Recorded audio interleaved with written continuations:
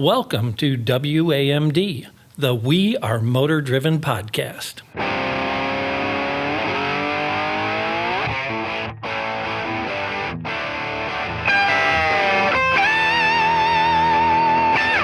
Hello, this is Paul Harold, and welcome to the We Are Motor Driven podcast. I'm here today with Harvey, Brendan, and Jennifer, my colleagues, and today we're going to discuss car design. Something sexy, Paul. Yes. Come on. This is something sexy. There we car go. design. Yes, car design. Well, not And we have a all special car guest. designs are sexy. Let's That's be true. clear. Oh, come on. Dang it, Harvey. You took the wind out of my sails, man. That's very, very true. Some car design is not very sexy. Pontiac Aztec. That's such an easy one. I know, It is it's low-hanging fruit, I know. Low-hanging fruit, softball That's a pitch. cheap shot right Yeah, there. but let's forget about those ugly cars and let's talk about beautiful cars. Beautiful I cars. like this idea. Oh my goodness. And there are some beautiful cars out there.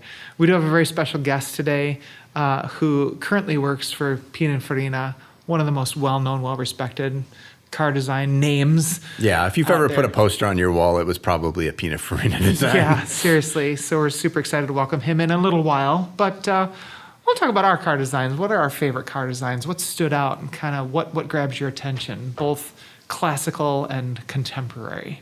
Well, I remember the first car that literally made me say, wow, was the Lamborghini Countach. Oh, Okay. yeah. Yeah. So many people. Yeah. When I saw that the first time, I was like, what am I looking at? Like, it was just unbelievable. I want to know if Lamborghini licensed the rights to that one picture that was in every poster on every bedroom in like 30 million houses around the world, because they probably would have made more money off of that than actually selling Countach cars. Yeah. Probably. Oh, I bet you they did. And Spencer's Gift, who sold those posters, probably existed in every mall in America for 30 straight years based on the sales Selling of those that posters. poster. Yeah, that car is iconic. I think that between that and the Testarossa, which was helped along a lot by Miami Vice, Sure. and just an absolutely beautiful design with the rake. I mean, just so unique. I think that's what really makes design, beautiful in your eyes, is when you see something that you never saw before. Because a lot of vehicles are so bland because they look like each other. They're similar. You look at a chart Two-box of design, all the three-box design, whatever. They got wheels, they roll. Yeah, you look at a chart of all of the current SUVs. Today, when you drive on the They're all the expressway, same. you literally have to look at the badge because you don't really know what you're looking at. Right. Yeah, and for so long when we were growing up, that was not the Not case. the case. You had the 959 out of Porsche. You had the Testarossa. I think for me, it definitely started with the Lamborghinis, and I may have been that the Cannonball Run might have been the first time I Okay. even remember seeing That movie, a Countach, that at least wonderful movie. Right. Well, the opening scene was pretty The wild. opening scene was awesome. The But rest from of there, it. it's Yeah. questionable. Yeah, but man, I think for like supercar design, that's when in the late 70s, early 80s is really when it took off. For me, my favorite car design of all time is a 71 Plymouth Cuda. Like just absolute. I think for a muscle car, that was perfection. I love the grille. And back then, you look at cars from the 50s through the 70s, and with very few exceptions, they were changing the design every single year. Yeah. It's not like it is now where there's like a 3-year refresh and then it's the same design. And for 3 years short. In 3 years is short. Right? They were doing it every single year. There's a reason that the 57 Chevy is so iconic for so many people. Right. Because that was the only year it looked like that. Yep. And then, the 59 Eldorado. It's like, man, you guys nailed that design. And what do they do the next year? Change it. Change it. Like, why? So pretty. No. So 71 was the only year they had that grille. Yeah. And then they changed it for 72 and they did a real different taillights. And so, but anyway, those are, for classic cars. Yeah. You talking muscle or super, I think those are some of the best. Yeah, absolutely. Harvey, thoughts on that? We all have our favorites and our influences. And for me, I'm still a sucker for a C3 Corvette. Okay. Wow. I just love that 68 Stingray. Actually, again, I was probably 8 or 9 years old, and my dad had a friend who had a Corvette yellow C3 Corvette with the manual transmission, and I'm sitting in the passenger seat as he's doing what I do with kids now, is Right. showing them what the car is capable of, and just Wow. hearing that V8 and that Corvette, and now you get in them and you realize, God, everything rattles, and Yep. but it was It's just character. yeah, exactly. But to me, it was such an iconic design at the What's time. so funny about cars and our impressions of them at the time, Right.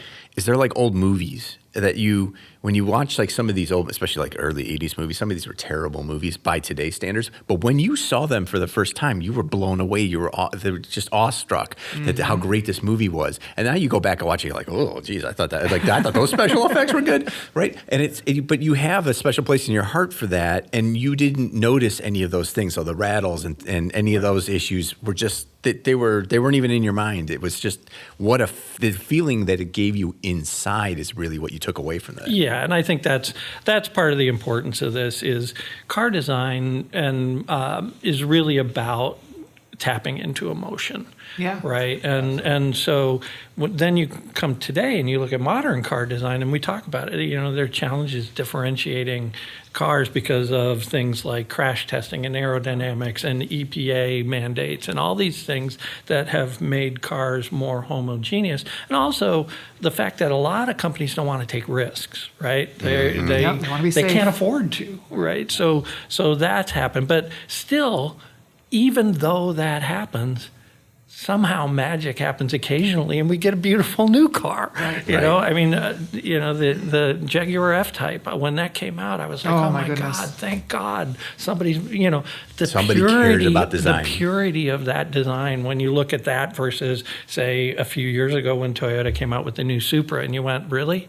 Why are you hanging all these, things all over what is with all the gashes and Yeah. and the non-functional vents and vents. non-functional Yeah, the one thing vents that me and- and Brendan talk about all the time is non-functional vents. There's Oh, please. nothing that irritates the hell out of us. I mean, more. talk about like a 1991 Grand Am slamming, cladding all over the bottom because that's what looks sporty. It's like, no, please don't do that. If you're designing cars, Oh, come just on. Front wheel make- drive cars with big rear wings. That's where it's at. I mean, it's just Harvey, do you remember or you guys all remember when the F-Type, before it came out, like there was the James Bond movie with the CX-75? That was like the predecessor to the F-Type. When I wanted that car so bad. And I guess they just sold, like the two that they had. They did prototypes. some auction or something and sold those. But my gosh, did that thing, talk about emotional connection, like I wanted to put a ring on it, Like that thing was so pretty. So what is it about a car design for you that makes you go, wow, I gotta I have that? don't know. I wish I could define it. It's one of those things like if I could define it, I'd bottle it and sell it because, sell it to every OEM out there and all of a sudden all the cars would be beautiful. Like one of my favorite designs of all time is an Auburn Duesenberg SSJ. Oh yeah. oh wow, For yeah. sure. And it's a big boat. It's a pontoon fendered big Did it have the boat rolling tail on boat. it? Yeah. Yeah. Boat tail speedster. Boat yeah. tail speedsters. God. Yeah, you see that I mean, on you a talk lawn about- at a Concours. And you talked about Miami Vice, but just to finish that thought, Pierce Brosnan had a Duesenberg SSJ in Remington Steel. Was that the name of the show? Yeah, Yeah, yeah. Remington Steel. And there was a Volkswagen in there, right? They had the Rabbit. That's what she drove. Laura, I want to say was her character's name. I don't remember the actress's name. I'm sorry. That's a big faux pas on my part. But Well, it's about 4 years since that show was on true. TV. So But I mean, I'll never forget Pierce Brosnan because hubba hubba. But anyway, and that's where I'd first seen that car, and I was like, that's what cars looked like in the 30s, you know? And then I'm going to the library and checking out books and trying to find other cars from the 30s. I have a 39 Ford pickup truck that we're doing a ground up restoration because it's like, this thing is teardrop fendered. It's the first time they put the 8 in the V on the tailgate. Oh, yeah. You know, it's got a little turn thing for the opening the hood in the front. But I don't know, Harvey, what defines it. And for me, that's the interesting part because my family history is car design. My, Right. Briggs Manufacturing Yeah. was one of the preeminent coach builders up until the late 50s. They did almost all Ford Model A's, Mm-hmm. did a lot of Lincoln cars, Packard, Hudson, bunch of other car designs. They owned the LeBaron studio. Okay. So a lot of LeBaron cars before the Chrysler LeBaron. Right, I right. want to make that clear. Chrysler actually bought the name from my great-grandfather's Seriously? company when they bought the company. That's how the LeBaron brand name got put on a crappy front-wheel drive, Yeah. Well, here's where the interesting thing about just the automotive history in general is that, think back to try to put yourself in 1900 when cars are just coming out and there are no real standards. There's nothing to, there's no crash test, there's no EPA, there's no airbags, there's no nothing of that. So how did companies attract, people to buy their horseless carriages? And it was a combination of things. But I think one of the most important things, and especially for the more wealthy people, because the cars we're talking about, like the Duesenbergs and some of these other really, really beautiful cars, were basically playthings of the 20s wealth that came out at that time, right before the stock market crash. But it was the design, and they were unhamstrung by any other of these considerations that we're dealing with today. So when designers basically had a new thing to play with, because cars were brand new and no real constraints on what they could do with that thing, this is what they came up with. And Well, you had coach building too. Don't forget, like Auburn and Cord were Right. like, here's your rolling chassis, which is what frustrates me about EVs today. Right. Like They could why be that, right? you could do anything with this skateboard chassis. I don't know if it's a topic for another podcast or not, but we're talking about car design. I'm disappointed that EVs aren't spaceships, Right. Like when you got a rolling, but anyway, I digress. They had, here's the base you get to work from, and it should have these few characteristics that we want, Auburn or Cord or whatever to represent. Now, what do you want, Brendan, special on this one? Exactly. And what they went to, you look at some of the, I encourage you just take a look at some of the 20s and 30s cars. No, I Just mean, beautiful. I'm in the final throes of putting together a book on the history of coach building for Rolls-Royce. And, the things that they did. I mean, initially when you bought a Rolls-Royce, you did buy a chassis and you went to Park Ward or you went to one of the other coach builders and they had standard coaches you could put on the car, or you could work with the designer and create your own, which Rolls-Royce has started doing again. I literally just read a story in the last week or so about how Rolls-Royce sales last year were down for the first time in like a decade or something. But their coach building, we're going to do this custom paint, this custom interior, is up like 25%. Yeah. And so that more than makes up for the loss in regular sales. Yeah, they don't sell a car that isn't customized, or as they call it, it bespoke in some way.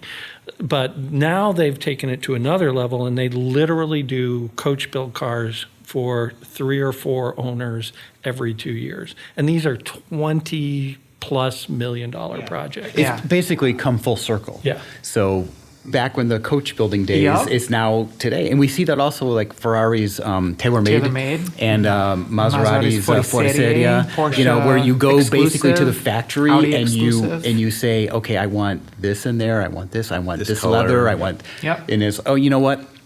Mix me up a special orange, and and they'll come over and they'll a few weeks later, months later, and they'll show you, okay, we mix these 5 or 6 different oranges. Which one do you like? And that's sort of what's happening. Is bringing that full circle. Right. Great story about that with Rolls-Royce. On my first book, there was a customer who wanted a very special orange car. The first Cullinan, right, that Rolls-Royce produced. This customer who lives in Miami, and so he always gets a new Rolls-Royce every year, and so he decided, he invented memory foam. So that's where his wealth I can came see that. from. So not poor guy. So anyway, so he goes every year to the designers, and everything he does is custom. And he literally found a bathing suit, a woman's bathing suit in a Miami surf shop, put it in a FedEx box, sent it to them, and said, I want my Cullinan to be this color. It was a bright orange. Oh, yeah. And so the colorist and the paint engineer at Rolls-Royce worked for 3 months creating different things and sending samples back and forth to Miami until they had the color just right. That's cool. Yeah, very That's so cool. fun. Crazy. That is cool. Did you tell us your favorite design? My favorite designs, I'm going to mention the Duesenberg, right? You Yeah. mentioned the Testarossa before, and everybody seemed to love the Testarossa. I did as well. I wanted one so bad. But then the 355, I think is probably one of the best looking Ferraris of all time, the F355. And for me, it's more about the balance of the design than anything like big strakes or whatever, right? The F355, the proportions are perfect. E46 M3. Yeah. I had a couple of those. I wish I still had one. Proportions were like perfect. The overhang in the front, the rear, like where the wheel spacing is. Everything just looks like what was the Acura Legend Coupe, Yeah. which I was fortunate to have That was with a very manual nice car. transmission. Oh, yeah. That car For isn't 6-speed. sexy, right? But it just looks right. Balance is such a Yeah, big and thing. they're in still car in demand. They're still in demand, Yeah, right? yeah. Like, again, woulda, coulda, shoulda kept all of these cars, right? Harvey's But- right about the balance, though. I think that's really Yeah. one of the elements that goes into it is that it does need to make the human brain wants wants things balanced out. Like when you see something that just feels right, Right. it's typically it's balanced. Like you look at the back of that. Remember the Discovery. Oh, With yeah. with the offset Yep. like License plate. and Yeah. everybody looked at that and went, "There's something wrong with this." Like Something wrong with I this know vehicle. I know it's offset, but it's worse than that. Like I Right. don't like I actively don't like this, and it's not just because it's offset. There's something in my brain that's Right. telling me that this is not right. Well, it's funny you mentioned Land Rover because the current Defender, right? There's a 90, a 110, and a 130. Yeah, so yeah, there's different lengths. Different lengths. And the 90 looks good. Yep. Yeah. Little weird in certain angles. Right. The 110 looks chef's kiss, Yeah, spotless. yeah, The spotless. 130 is ungainly. Yeah. Yeah, it You looks- know? Well, yeah, you get in Three that thing, versions of the exact same the vehicle. and then Goldilocks. you realize that thing is bigger than a Suburban or whatever, and it's like, no wonder I hate it so and much. well, don't they all run on the same wheelbase? Is that what? No. or do they No, stretch the the wheelbase? wheelbase is That's- stretched. yeah. Yeah. But it just it's the looks- Goldilocks. it There's looks the one in wrong. the middle Yeah. is the right one, Right. right? Yeah. And your brain picks that up subconsciously. You don't Yeah. have to think about it. You could, there's a famous definition in Supreme Court history of pornography. They were trying to define it, and one of the judges just said, "I know it when I see it." And that's so. And beautiful car design is sort of like you just automatically know it when We you know it see when we see it. That's And- perfect. And you can't define it more than that, other than it does have great proportions. There's some beautiful lines. Yeah, there's to it. there's no formula. There's No. no, recipe. because you can have flowing lines like that Duesenberg that are beautiful. Yeah. But then you can have really sharp lines on some of these designs, Yeah. and that is beautiful. And you don't know why these two things that are kind of different Right. in their even approach to styling Your are both Countach. beautiful. yeah, the Wedgie. Countach is very Right. wedgy. Yeah. And one of the things that's changed car design in the last decade or so is manufacturing capabilities, right? Oh, for sure. Part of the reason cars in the 70s were so sharp angled and all that was because it was easier to make sheet metal. They that didn't way. have metal benders. Right? Yeah, Right. they didn't Shapers have like the Ferrari kind. might They have. didn't have the way to shape metal without doing it By piece hand. by piece. By hand, Right. yeah. Right? Yeah. And now with the different manufacturing techniques, you can get these flowing shapes on the side of a car that you couldn't do before. So you're seeing more sculpted and all Right, of that. and I think more like Harvey, to touch on your previous point, the regulations that come down from if you're going to hit a pedestrian, well, your front end has to be so high, Oh, that is the most ridiculous design. and bug now. airbags and all these other things. And we talk about the skateboard chassis on an electric car, and why can't you do more with that? And a lot of manufacturers are like, well, because it won't sell. Yeah. I've asked 3 or 4 different OEMs, Yeah. designers, like, why aren't you going crazy? Like, I think the Ioniq 5 is one of the best EV designs out there. Yeah. Right. Because you get inside and the space is just enormous for something that's not that big. Yeah, it's like And being in a living love room. it. I love that design because it has a point of view, right? Right. With all the little touches and the Yeah. rest of it. And it's a little funky. Yeah. To me, it feels very much like a Gene Roddenberry Star Trek, Okay. Yeah. shuttle. Yeah, Yeah. That for sure. was modernized. I can see that. Yep. And it's cool. It has a reference point, and like you said, it's huge inside. And they took advantage of the engineering to make a better or different design. Right. And now we want to see more of that, but it's hard. I'll tell you a great example of how hard this is. Okay. Predicting future design. Yeah. When Chrysler came out with the 300, right? Yep. The Yep. new one, Yep. or the one that's The most recent one, The you mean? most recent one that's Gotcha. being retired. They weren't sure because it was so radically different, right, at the time from anything else that came out. So I was riding with the chief designer of the 200 at that launch program, or I guess it was the Sebring, they called Right. it at the time. I was on the program with him, and I said, gee, the 300's been so successful. Why didn't you incorporate some of that into this? And he said, no one knew it was going to be successful.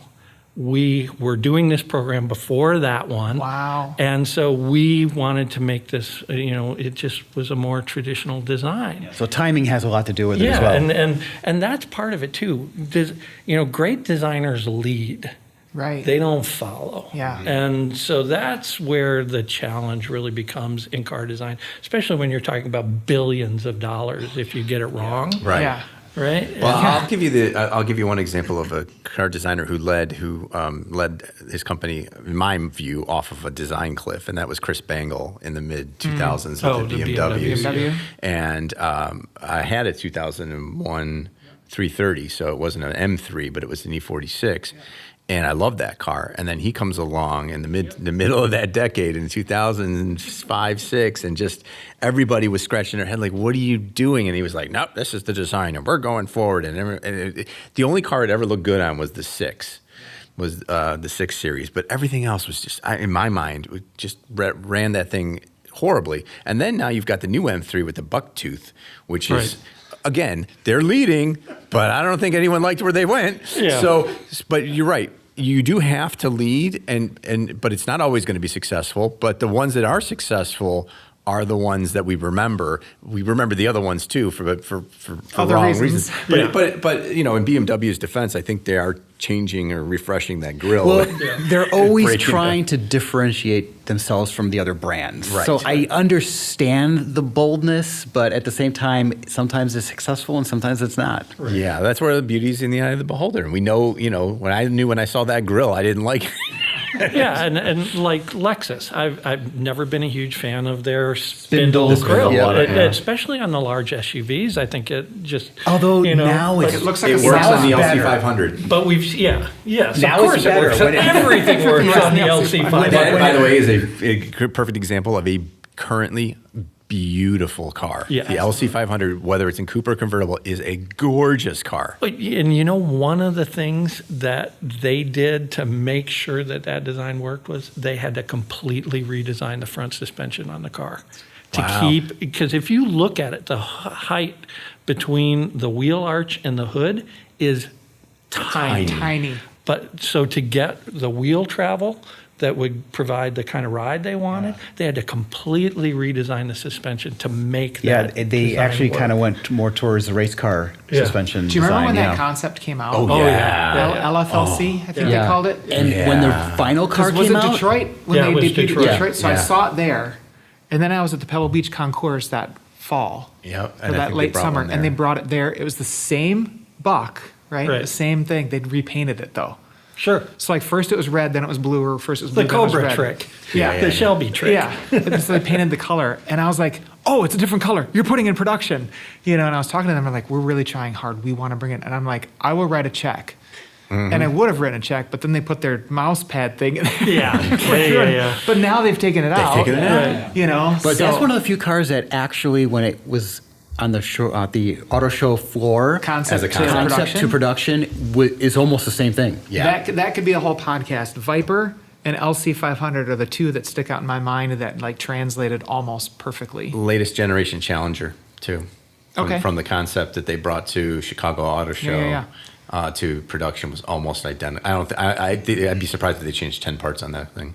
On So, the you know, outside. we could sit here and gab all day about what we think is good car design, but we should talk to somebody who actually does car design. That's a I good like idea. that idea. And we have a very, very special guest today, participating via a Zoom call because he's in Italy, where some of the greatest car design of all time comes from. I know Paul won't argue with me. Nope, no argument here. No, none here. So we're going to go ahead and bring him in now, and we'll let him introduce himself and wait until you hear from this guest. Hello, everyone. So I'm an Italian-born designer in Italy. My career started here in Italy back in 2006, and I've been an enthusiast about cars and design pretty much ever since I was born, ever since I got memories, because I was lucky enough, when you're in your reader room and your parents are busy doing something and they give you a piece of paper and a pen and they tell you, yeah, just draw something, and they leave you there. I managed to basically make a career out of that, essentially. So you were more Because- interested in design right away than just like all of us are like, we want to drive them. We want to drive them fast, right? It was both. It was both because, first I was just doing the drawings, and then at some point I was very, very, little. I could basically, just reach my eyes above the seat, the seatbelt line over the cars in the 80s, and I would barely see the other cars outside. And I still remember the day on this motorway I saw Testarossa, and I was like, wow, okay, this is different. This is very different from anything else I've seen. And then at some point later on, when I was about 16, I was buying one of those weekly cheap magazines that were available to me. And of course, my weekly payments that I was getting from my father, to clean the laundry or help out my mother and stuff. So I wasn't getting much money, so I was buying what I could afford. And in one of those magazines, there was an article about car design. Oh, okay. And I remember Walter de Silva was in charge of VW Group at the time. And I was like, okay, so I got the drawing thing and I got the automotive car motorbike passion on the other. Boom, it's joined. Finally, my life has got a meaning.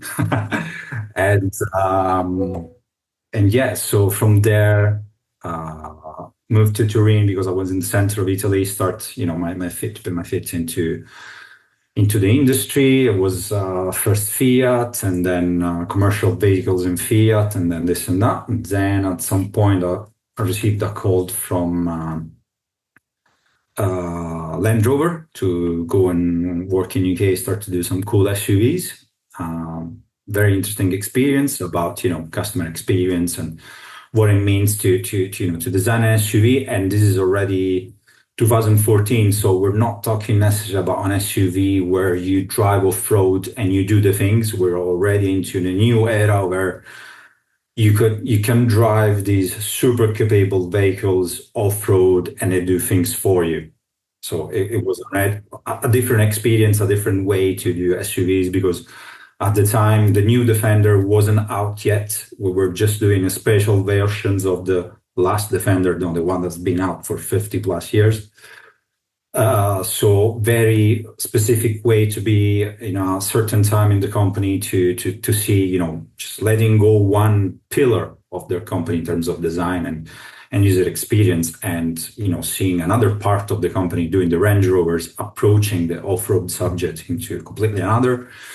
And of course, I was the special vehicle operations teams, so we're in charge of dealing with all the best vehicles, so the car for the Queen or the Range Rover Sport SVR. So you were going from, okay, in the car there has to be real wood, and on the other hand, okay, throw out everything you don't need because we need to make it lighter to make a decent lap time under Nürburgring.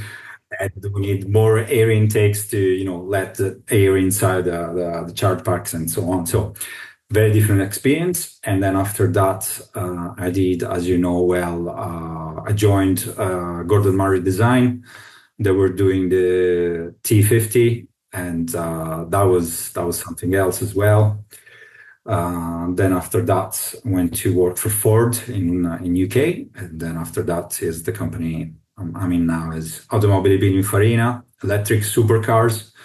I know many people are not super fan of electric, but once you have a ride in a Battista, then then I think we can talk again about what are your feelings and your perception of electric cars. So far, this is me, been through very heavy luxury vehicles to very light luxury vehicles to it doesn't matter what's the weight of the vehicle. There's enough power to just lift off from the ground vehicles. So literally starting with Fiat commercial vehicles and now Yes, with Pininfarina Battista. It's in a design center, it's of course it's a company, so it's about efficiency. So of course you day to day, if you're on a certain department, you do commercial vehicles. But if there's if your colleague needs a hand to do a tractor, you of course jump in and help right out. If there's a new proposals of the many loops that I've seen doing meanwhile I was there of the Giulia. Oh yeah. The Giulia wasn't always as you see it now on the road. There's been plans coming from the company before that, because of course you change platform and that platform has got front wheel drive and the engine is going to be put in a certain way, so a certain design is not going to work and so on. So of course with the current Giulia I had nothing to do with it because it was years and years before, but as just to say that you face so many loops of so many programs that essentially you work as best as you can everywhere you can to gain experience. But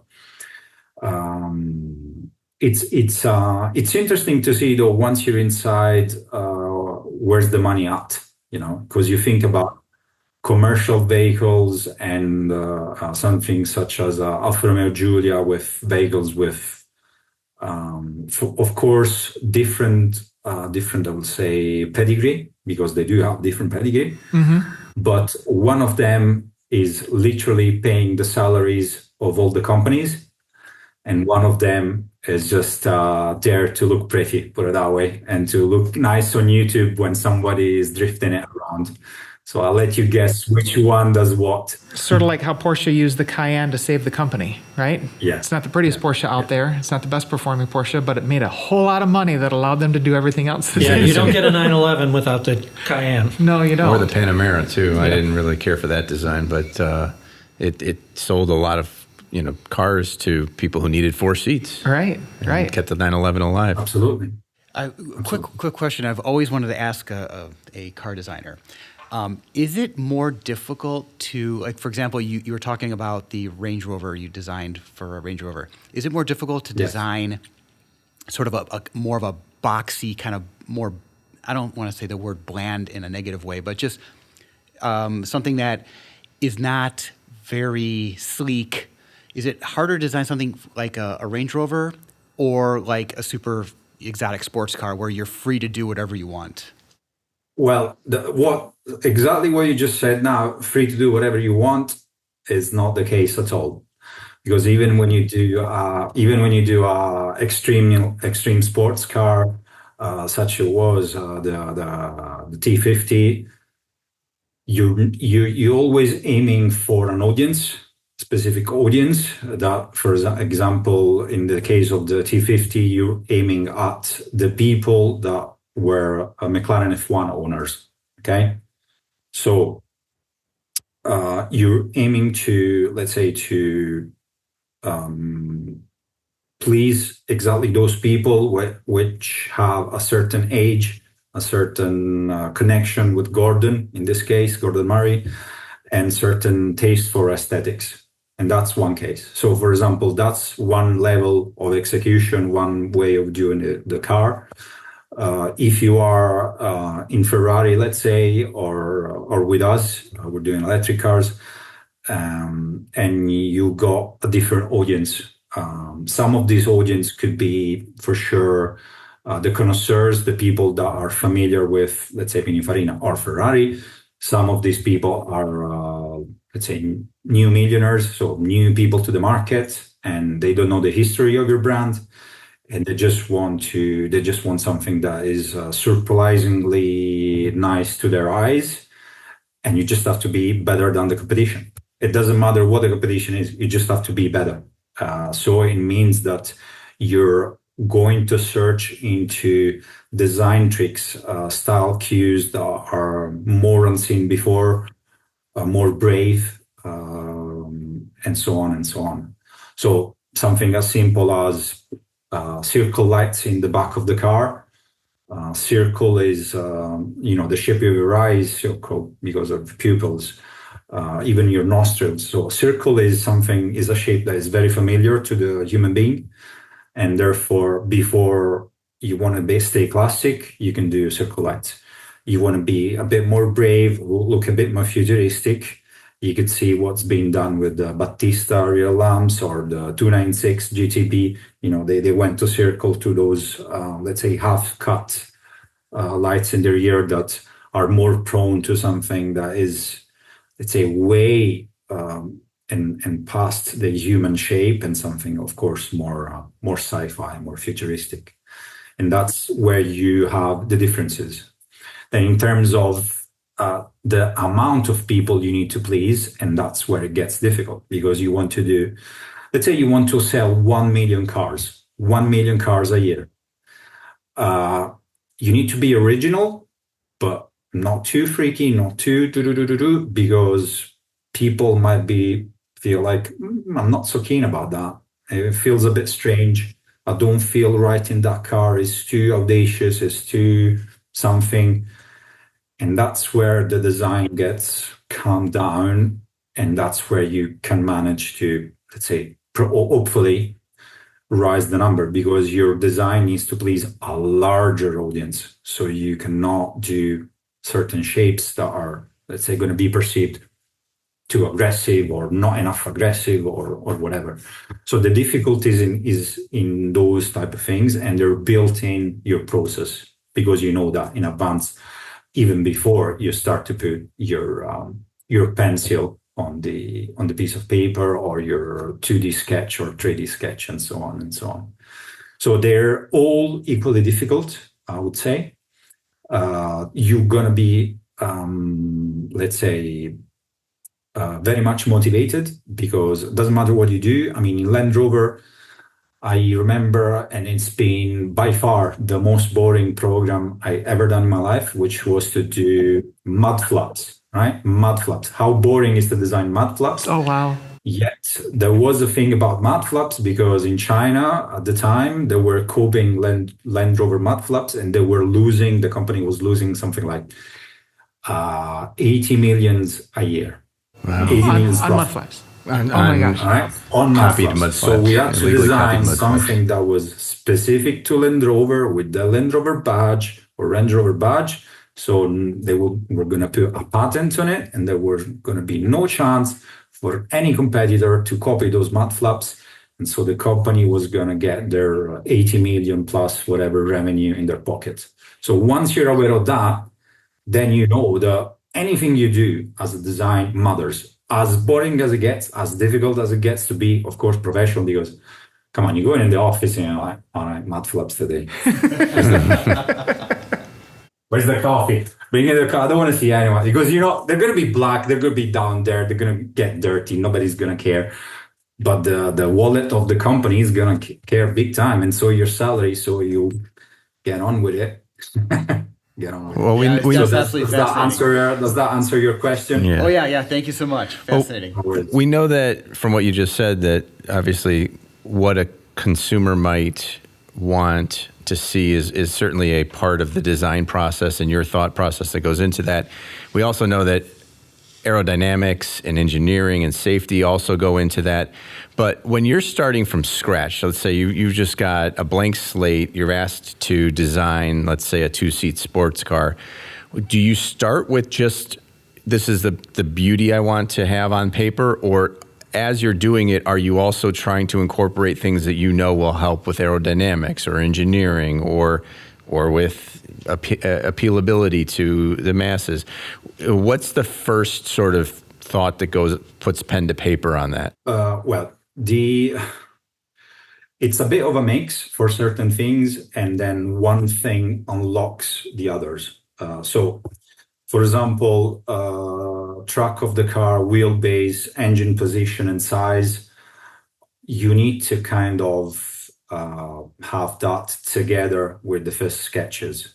So Because of course, the if you're stuff like designing that. a mid-engine, sorry. Do things like that, like the wheelbase and where the engine will be, do you already know those going into the design? Not always, not all the time. If you're making a new company, let's say you're Orazio Pagani, you're starting the company, and you've got a couple of designers as well as a couple of engineers with you and a couple of, let's say, product and marketing people, you design it together. So you're very part of that process key area where you decide, okay, engine in the front, in the rear, how many cylinders, wheelbase, truck, boot space, all of that goes together. And simultaneously, you start the explorations with your sketches and all of that, and then it comes together. Once you have, your first surfaces in 3D and the sketches are approved, you do your surfaces in 3D, then you can feed that to the aero department, and they're gonna tell you, this is not working at all because you made something that is super round and sexy, and they say, no. Camtail is all it works. We want max speed of this and this amount. So all the back needs to be chopped, and then you designer, you now work out how to make it pretty. And you go like, well, like that is not gonna sell one. So let's put down your count that you need to do the max speed, and let's work out something else. And you do the work on the wheels, on this and that, on the mirrors, and you try to reach for the compromise that you need to go to. And all of this gets channeled into, let's say, one space that is called how much money is there to develop the project and to meet the deadline of when the car needs to be launched. Because if you give us and engineers all the time in the world to start and continue to develop till perfection, trust me, we will use all that time to do one more sketch, one more test in the iron tunnel, one more measurement in terms of, let's try the wheels of this size or this other size, or calibration of this and that makes the wheel pack go too much up in the wheel arch.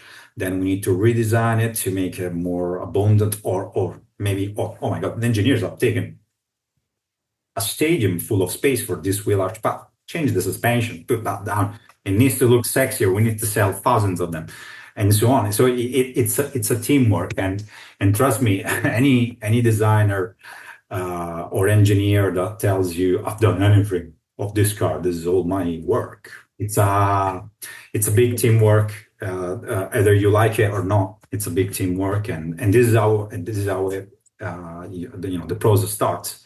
And it could start from places you don't know. So, for example, for our Battista, our electric supercar, you need to remember that the car was launched in 2018, and 2018 there were, of course, emission regulations going on. You knew what would start to happen. Electric supercars was the new cool. Internal combustion was going to be like, yeah, it's exciting, whatever, but electric supercars is the new stuff. So you choose a new tech and you try to put it in and dress it in the nicest way possible, so it looks great on the road, and hopefully it drives as well as great as it looks, and so on. And you start from there. So it's also a moment in time, a moment into where a company has the budget to actually make the product, and hopefully being on the market in a time that is tangible for the audience. Because, for example, I remember when Jason Castiota did the Tautara SC or something like that, the car is being launched in a certain moment. It wasn't much after his Bertone stint. The car looked great, but my God, it was a long time until the car was actually on the road, being tested, doing the high speed, and all of that. And of course, if that time passes by, you're never sure that your design is still fresh, is still relevant to the audience, and of course, because we're talking about products that need to be sold. If the people that are actually there to buy it still have the money to buy it, still have the wants and the needs to buy it, or they need to maybe they need to buy something safer, something more of a safer investment, because cars now are also seen as an investment. So somebody that yesterday was interested in a Koenigsegg, today thinks, well, Koenigsegg is too risky. I want to buy a Ferrari, I want to buy a Lambo, I want to buy a Porsche because it's safer. Yep. But if you hit the market in the right time, you might make it. And that's also part of, as I said, you can do the sketches today and you can find an engine tomorrow, but that doesn't mean that by the time the car is doing a test is good enough for you. Or maybe vice versa. Maybe today we could be here speaking and everybody would be absolutely 100% loving electric cars, or there would be, I don't know, nuclear power engine for your cars, nuclear powered engines, and cars would fly, and anything that is still on the road would be absolutely boring and obsolete because it doesn't fly. Who cares? You know what I mean? Yeah. Yep. So it's a big process. It's Yeah. a big process. So, my question is: you're now working for Pininfarina, one of the Yes. greatest design firms Of all time. all time, and incredible heritage. So, when you're then brought on to work on this car, how much do you look back into the history of the company to find inspiration, or are you just starting fresh, creating a new chapter for the company? It's a mix. It's a mix of the two things, because of course you need to let's say you won't look back to copy things at 100%. I like let's say on our Automobili Pininfarina Barchetta, we did on the front we did the same slates that you would find on the Testarossa. But of course, on the Testarossa, that was an inspiration, and we needed to convey the message that the air was flowing out, not in, from the front bonnet of the car. But because of the moment that we're living in, when people are connected to supercar of the 80s, and some supercars are, because of, again, the era we're living in, are becoming heroes. You know, we're much more obsessed about brands. You know, you go around and you see some people that are dressed, you know, head to toes in Gucci stuff or Vuitton or whatever, or even Ferrari, let's say. And that just demonstrates that the fandom towards certain products is even bigger than before. And of course, you lean on those to see what's useful for you, and as well as then make your own ideas, make them relevant, at the same time sexy and appealing to the client. And of course, there's also your personal taste. As I said at the beginning of this interview, I said I love Testarossa. So for me, the Testarossa is one of my favorites. And for me, it was like, yeah, like that is a cool detail. It's relevant to this moment in history we're living in, because people are feeling a bit nostalgic about the past. Great. Let's find a way that this is interesting for our cars. For me, it is, because it conveys a message of electricity and semantics in design that convey electricity. And for me, it's good enough. So let's put it on and see what the people like.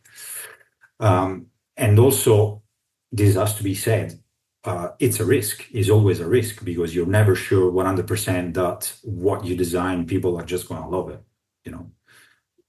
Thankfully, things go well, but it's not written anywhere that anything that you design will fly. Not at all. Alessio, you mentioned Land Rover before.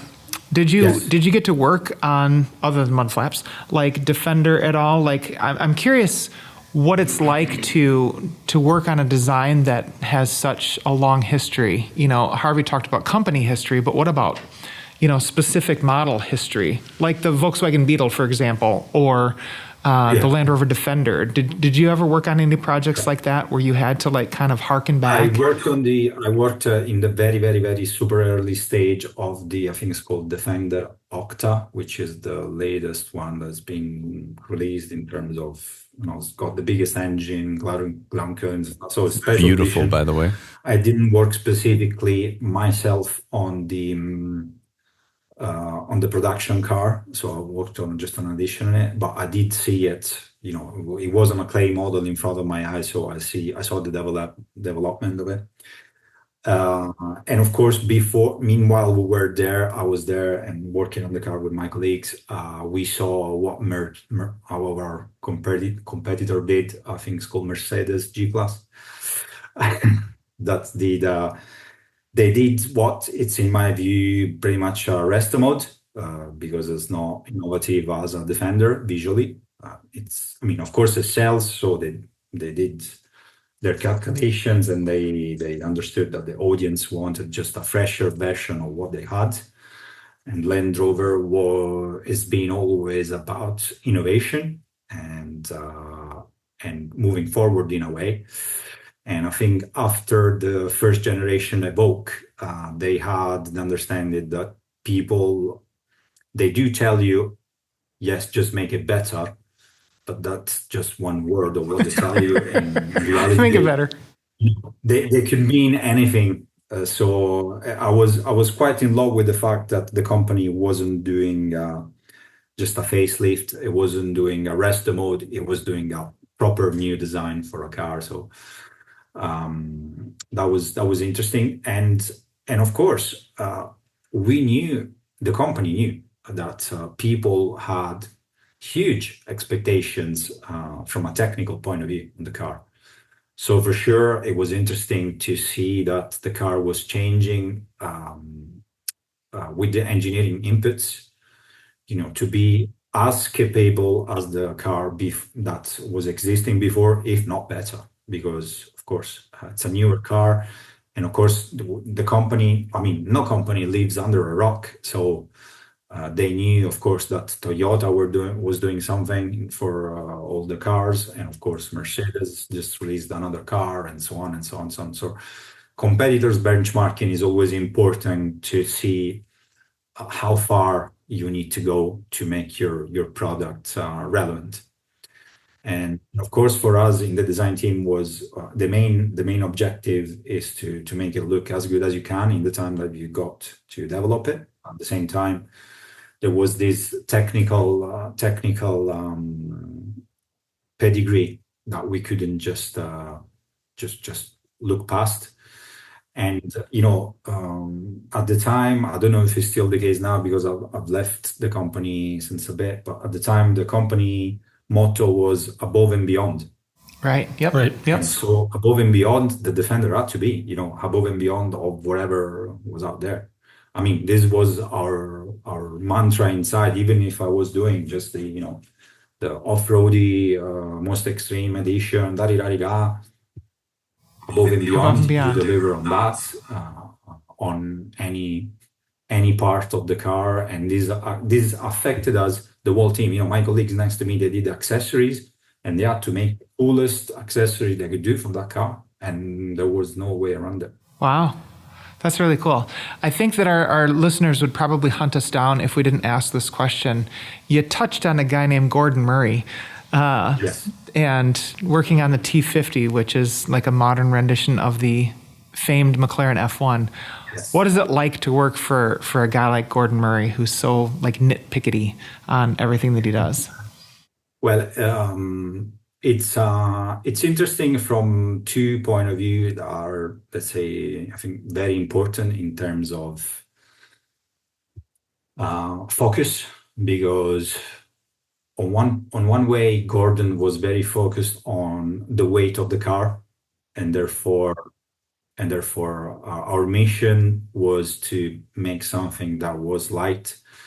And I remember the meetings, with the engineers in engineering always having in check how many screws we had in the headlamps, or this area or this other area, and we had a spreadsheet saying what was the weight, target weight, target maximum weight, target achieved so far. Wow. And this happened the whole project. And in some areas actually we were saving much more weight on something. Let's say rear lamps. Oh, actually, rear lamps are lighter than what we thought. Great, we got more weight to use to make this section a bit more robust, or this other thing look a bit prettier. And we know that by looking prettier, the section is going to increase in size, and therefore it's going to be heavier. But it's a compromise. Let's go on with it. So but that was coming from Gordon. He said in the press release at the time, the target weight of the car is this and this and that, and that was it. And that's been great because it, in a way, of course, it didn't allow us in the design team to make certain shapes that were bolder, put it our way, from the way I see all these supercars. And for sure, for the engineering team, it's been very difficult to achieve the target as well on their hand, on their side, and so on. But at the same time, it gives you, one purpose. That's the purpose, and together we get there. So that's the part that I will always remember and respect about the project, and it's been a great learning from that point. And the second one, of course, is the fact that by him being the, let's say, most recognized father of the F1, because remember, as I said before, there was a team with him working on the F1, naming one, for instance, Peter Stevens, the designer. The fact that he knew, as far as I know, he knew all the McLaren F1 owners. So he knew exactly what car they wanted. He knew exactly, he owned an F1 for so many years, so he knew firsthand what was the car lacking in terms of this or that. He had a first person user experience, and therefore he knew what was necessary to make right about the car. And one thing was for sure, for example, the tire compound, tires altogether. The F1 has some specially made Michelin tires. And of course, when you have a flat tire on anything, you need to call either McLaren or Michelin. There's a whole process of calibration because of the high speed that the car does have to do. And of course, you're going to be away from your car, not going to be able to use it, and so on and so on and so on. And that, I remember, he wasn't happy about it at all because it raised the running cost of the vehicle immensely. So on the T50, if I'm not wrong, things haven't changed in the project from when I left the company. You have some normal tires that you can buy in a normal shop. That firsthand user experience probably makes all the difference when you want to design the next great thing, right? Yeah. And it's not, it's not just about the cost of something, is about how you use it, when you use it, how often do you plan to use it. And this has been great with him. That's really cool. Great because, he's on it, he's got his views for sure, as, he's got a name of the company. So I think he's well entitled to spread his vision, and either you like it or not, but this is how it goes. So we're talking car design here, and thank you so much for being a part of our podcast today. But pleasure. We got to ask you one more big question. Favorite car design of all time? All time. Difficult. Just one? It's hard to say just one, right? Yeah, but which ones, obviously you said the Testarossa that really influenced you, but are there any? Of course, the Testarossa did influence me, but Which one stood the test of time that you would think actually is still, you look at it today and you're like, wow, just as much as the first time you saw it. Maybe. Yeah, it still blows you away. There are a few for different reasons, but every car has a certain level of importance because of the mission that it carries with her. It doesn't need to be necessarily a concept car, but in terms of car, it can be. I love, for example, the Citroen DS. You remember the low car, the DS we had in Europe, as well as the Stratos Zero, Lancia Stratos Zero from Bertone. Just the iconic and how iconic is that car is incredible.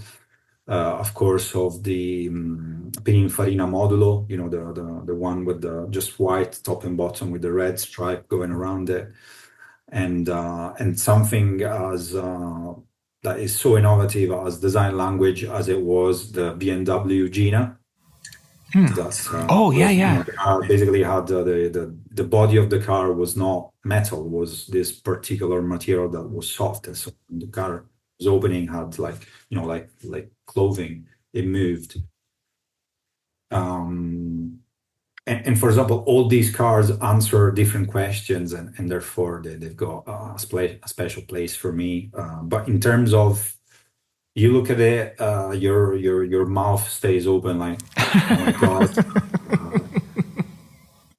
Together, of course, the Testarossa, because it was the first. I was a little kid, and that's the first. I was in the center of Italy, in the hills. The most modern thing that was going around at the time was that car has touched so many people. So seeing a Testarossa there was seeing like an UFO on an FUO, like a religious experience.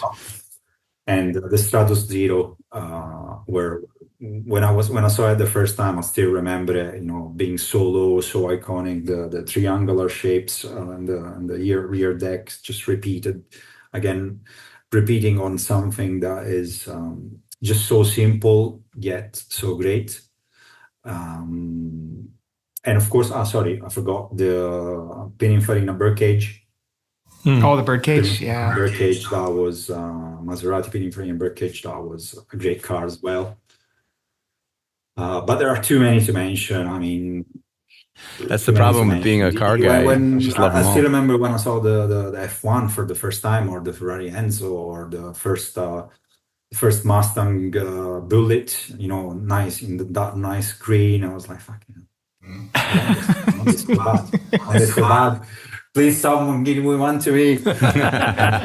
Oh, come on! But even I like bagels in general. When you're a kid and you see, Transformers, and then you're on the street and you see the Peterbilt, the truck. Oh yeah, yeah. It's like seeing Optimus Prime in front of you. And you're like, oh my God, I want this. Where are you gonna put it? In the garage? I get into the garage.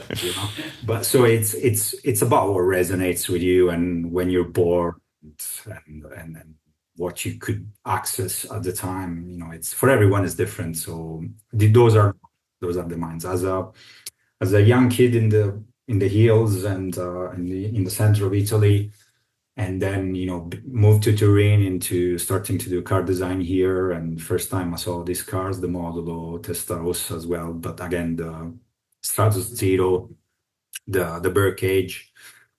I was like, wow, okay. Yeah. This is great. Thank you, everybody, for tuning in to this episode of the We Are Motor Driven podcast. And thank you so much to our special guest, Alessio, for his design knowledge and expertise. What an amazing guy, and I hope we can get him on again sometime soon down the road. We hope you learned something today. Our takeaway question is, what is your favorite car design? Please do let us know. When you do that, make sure you like and subscribe. Share this podcast with your friends. You want to learn more, go to wearemotordriven.com. Until next time, I'm Jennifer. Paul?